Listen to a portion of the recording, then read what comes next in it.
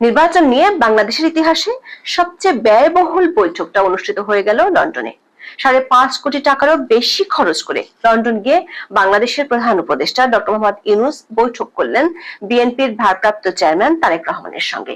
1.5 ঘন্টার বৈঠক শেষে 9 লাইনে 133 শব্দের একটি যৌথ বিবৃতি দেওয়া হয়েছে অন্তর্বর্তী সরকার ও বিএনপির পক্ষ থেকে। সে বিবৃতিতে আছে বিএনপির প্রস্তাবের কথা, কিন্তু তার প্রেক্ষিতে ডক্টর মোহাম্মদ ইউনূসের আছে আবারও যদি এবং কিন্তুর কথা। এর অর্থ হলো যৌথ বিবৃতিতে পরিষ্কারভাবে বলা হয়নি নির্বাচন আদৌ আগানো হবে কিনা, মানে নির্বাচন ফেব্রুয়ারিতে হবে কিনা সেটির উপর এখনো শর্ত প্রযোজ্য। তবে বিএনপি বলছে তারা এই বৈঠকে সন্তুষ্ট, কিন্তু এই বৈঠক থেকে কিছু প্রশ্ন উঠে এসেছে। প্রশ্ন হলো 1.5 ঘন্টার একান্ত বৈঠকে নির্বাচন কখন হবে সেটি শুধু আলোচনা হয়নি, তাহলে বাকি ইস্যুগুলো কি? শুধু একটি ব্যক্তিগত পুরস্কার নেওয়া আর এখনো শর্তযুক্ত নির্বাচনের দিনক্ষণ ঠিক করতে 5.5 কোটি টাকা রাষ্ট্রীয় কোষাগার থেকে খরচ করা হলো কেন? সবচেয়ে অবাক করা বিষয় হলো যে জাতীয় নিরাপত্তা উপদেষ্টা খলিলুর রহমানের পদত্যাগ যে বিএনপি গলা ফাটালো, তার সাথে একই টেবিলে বসে ব্রিফিং করলো কেন? বিস্তারিত জানতে চলুন যাওয়া যাক বিশ্লেষণ। অধ্যাপক মোহাম্মদ ইউনূস লন্ডনে যাওয়ার পর থেকে তার সফর নিয়ে বিতর্ক তৈরি হয়েছে নানা ইস্যুতে। তার দপ্তর থেকে একে সরকারি সফর বলে দাবি করা হয়েছিল, কিন্তু ব্রিটেনের প্রধানমন্ত্রী কিয়ার স্টারমার ডক্টর ইউনূসের সাক্ষাতের নিমন্ত্রণে কোনো তোয়াক্কা না করায় প্রশ্নের মুখে পড়ে যায় তার এই সফর। ব্রিটেনের সাবেক মন্ত্রী টিউলিপ সিদ্দিক আমন্ত্রণ জানিয়েছিলেন ডক্টর ইউনূসকে। সে আমন্ত্রণ অবশ্য গ্রহণ করেননি বাংলাদেশের অন্তর্বর্তী সরকারের প্রধান। এর মধ্যে চাথাম হাউজের অধিবেশনে বঙ্গবন্ধুর বাড়ি ভাঙ্গা, আওয়ামী লীগের কার্যক্রম নিষিদ্ধ করার মতো বেশ কিছু সংবেদনশীল প্রশ্নের মুখোমুখি হতে হয়েছিল তাকে, যেগুলো সরাসরি কোনো উত্তর তার কাছ থেকে পাওয়া যায়নি। এমনকি ওই অধিবেশনে দেশের ভোটারদের সম্পর্কে অপমানজনক মন্তব্য করে বেশ বিতর্কের জন্ম দিয়েছেন ডক্টর ইউনূস। সব মিলিয়ে স্থানীয় কয়েকজন মন্ত্রী এবং তার সমর্থক বলে পরিচিত কয়েকজন বাঙালি এমপিদের সাথে সাক্ষাৎ ছিল ডক্টর ইউনূসের এই সফরের সাফল্য গাথা। এর মধ্যে লন্ডনের স্থানীয় আওয়ামী লীগের ব্যাপক বিক্ষোভের মুখে পড়েন ডক্টর ইউনূস ও তার সফর সঙ্গীরা। তবে অনেক বিতর্কের মধ্যে ব্রিটেনের রাজা তৃতীয় চার্লসের কাছ থেকে কিংস হারমোনি অ্যাওয়ার্ড এবং রাজার সাথে ফটো সেশন 12 জুন পর্যন্ত ডক্টর ইউনূসের সবচেয়ে বড় সাফল্য ছিল। এরই মধ্যে প্রশ্ন উঠেছে একটি ব্যক্তিগত পুরস্কার আর কিছু কল আর মিটিং এর জন্য রাষ্ট্রীয় কোষাগার থেকে এত টাকা কেন খরচ করা হলো? সাংবাদিক জুলকার নাইন তার ফেসবুক পোস্টে জানিয়েছেন ডক্টর ইউনূসের সফরে 39 জনের লট বহর ছিল। তাদের অবস্থানের জন্য লন্ডন শহরের অন্যতম ব্যয়বহুল দ্য হোটেল ডরচেস্টারে 4 রাতের জন্য 37টি রুম রিজার্ভ করা হয়। তাদের হোটেল বিলের একটি কপি পর্যালোচনা করে দেখা যায় 39 জনের সফর দল 4 রাত অবস্থানের জন্য খরচ করা হয়েছে 2,10,325 ব্রিটিশ পাউন্ড, যা বাংলাদেশি টাকায় 3.5 কোটি টাকা। স্বাভাবিকভাবেই ডক্টর ইউনূসের জন্য সবচেয়ে বেশি খরচি রুমটি বরাদ্দ নেওয়া হয়েছিল, যার ভাড়া দিনে 6,045 পাউন্ড, মানে বাংলাদেশি টাকায় 10 লাখ টাকা। সেই হিসেবে ডক্টর ইউনূসের রুম ভাড়া পড়েছে 4 দিনে 40 লাখ টাকা। এই 3.5 কোটি টাকার বাইরে বিমান ভাড়া বাবদ খরচ করা হয়েছে আরো 2 কোটি টাকা।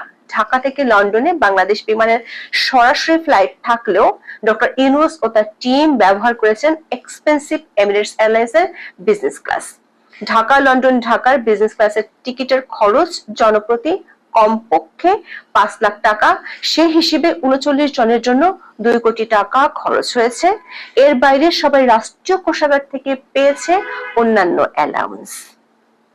জনাব জুলকারনাইন প্রশ্ন রেখেছেন, দেশের সরকার প্রধান অবশ্যই বিদেশ সফরে যেতে পারেন, তার নিরাপত্তা ও মর্যাদা বিবেচনায় যে কোনো শীর্ষ হোটেলে তিনি ও তার দল অবস্থান করতে পারেন, কিন্তু তার এই সফরে বাংলাদেশ কি পেল বা কিভাবে লাভবান হলো সেটা প্রকাশ করা গুরুত্বপূর্ণ।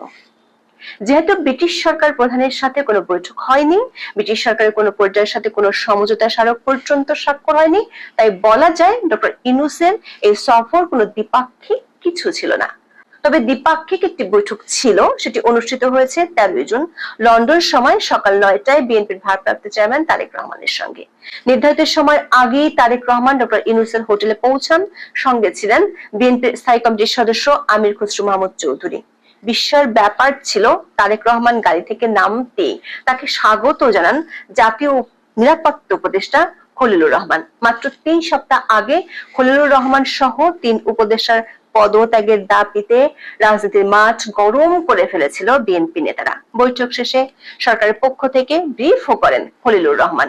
পাশে বসা ছিলেন আমির খসরু মাহমুদ চৌধুরী। এর আগেও ঢাকায় দেখা গেছে বিএনপির সাথে বৈঠকে ডক্টর ইউনূসের সাথে ছিলেন উপদেষ্টা আসিফ মাহমুদ, অথচ সেই বৈঠকের একটু আগেই বিএনপির পক্ষ থেকে আসিফ মাহমুদের পদত্যাগ দাবি করা হয়েছিল। একই ধরনের ঘটনা পরপর 2 বার ঘটায় একটি প্রশ্ন উঠতেই পারে, সেটি হলো বিএনপির উপর কি এমন কোন চাপ আছে যে চাপে যার পদত্যাগ চেয়েছে তার সাথে বসে ব্রিফ করতে হলো। খলিলুর রহমানের বিরুদ্ধে দ্বৈত নাগরিকত্ব এবং মার্কিন ঘনিষ্ঠতার যে অভিযোগ বিএনপি করেছিল, সেটি এত তাড়াতাড়ি বিপরীত রূপ নিলই বা কিভাবে? ডক্টর ইউনূসের সাথে তারেক রহমানের বৈঠকের শুরুতে হয় ফটো সেশন, এরপর 1-to-1 বৈঠক। সে বৈঠক চলে 1.5 ঘন্টা পর্যন্ত। এরপর দুই পক্ষ দেয় যৌথ বিবৃতি, 9 লাইনের 133 শব্দের একটি ছোট্ট বিবৃতি, যেখানে দুপক্ষের 3টি বার্তা পাওয়া যায়। প্রথমত, বিবৃতিতে বলা হয়েছে অত্যন্ত সৌহার্দ্যমূলক পরিবেশে তাদের বৈঠকটি অনুষ্ঠিত হয়েছে। দ্বিতীয়ত, বিএনপির প্রস্তাব, যেখানে বলা হয়েছে জনাব তারেক রহমান প্রধান উপদেষ্টার কাছে আগামী বছরের রমজানের আগে নির্বাচন আয়োজনের জন্য প্রস্তাব করেন। দলের চেয়ারপারসন বেগম খালেদা জিয়া মনে করেন ওই সময় নির্বাচন অনুষ্ঠিত হলে ভালো হয়।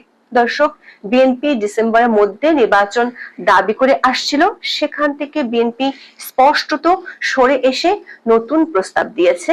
এই প্রস্তাব মেনে নিলে ফেব্রুয়ারির 15 তারিখের মধ্যে নির্বাচন হতে পারে। যৌথ বিবৃতির তৃতীয় পয়েন্টটি হলো বিএনপির প্রস্তাবের প্রেক্ষিতে ডক্টর ইউনূসের প্রতিক্রিয়া।